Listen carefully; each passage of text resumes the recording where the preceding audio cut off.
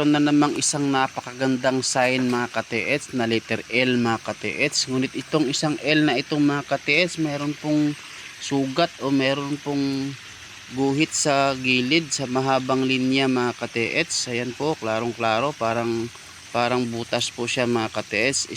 Isang palatandaan po yan mga ka-TH na yung deposito po dyan mga ka-TH ay nasa mahabang linya.